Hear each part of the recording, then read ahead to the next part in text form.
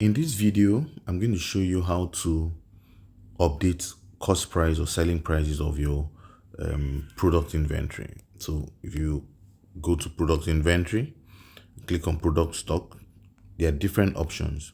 One, you can see do bulk stock cost price edit. There's also do bulk stock selling price edit.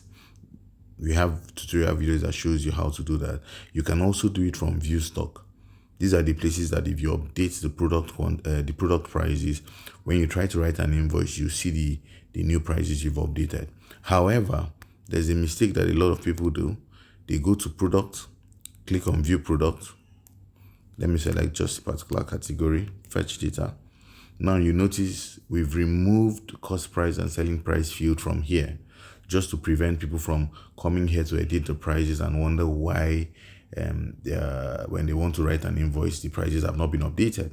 However, if you go ahead and click here, click on this pencil icon, the system will still not show you the cost price and selling price, but it's very important for you to take note of this information here.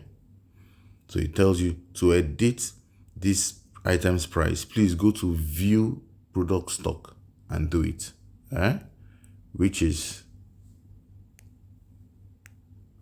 product stock. You can see here, where is it? View stock. You can see view stock here, right? You can see this one or this or this. However, you can access it by clicking here directly and it will open it up for you.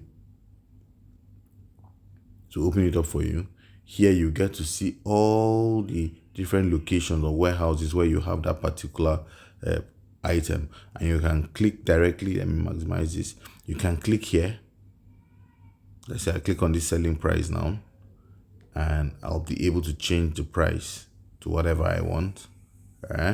Once you're done, you can, if you want to update the prices in all the warehouses, you check here, and if you want to update the default selling price as well, so that when next you want to do stock intake, that new selling price will appear. You check the second box and you submit. All right. However, you can do the same thing for cost price as well.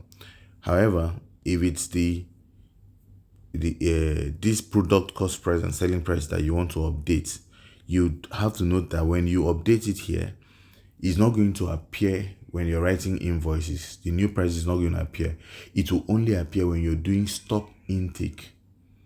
Whatever price you put in here would appear. And how do you make that cost price and selling price field appear? You click here. Click here. Here. So if I click here now, you notice that right now I now have the cost price and the selling price field, where you can enter what you want the cost price to be and what you want the selling price to be. You can even use the markup as in of cost price to get your selling price.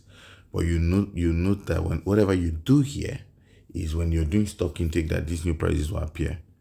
It's only the one that you do from here or from here or from here that will appear on your right invoice. That will be updated when you're writing an invoice or a quotation for the customer.